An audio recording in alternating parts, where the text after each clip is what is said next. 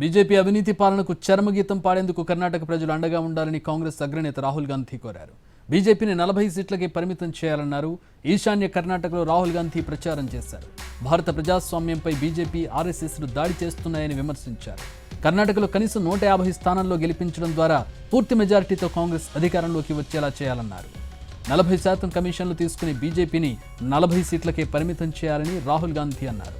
కాంగ్రెస్ అధికారంలోకి వచ్చిన వెంటనే రిజర్వేషన్లపై 50% పరిమితిని ఎత్తేస్తామని ఆయన హామీ ఇచ్చారు.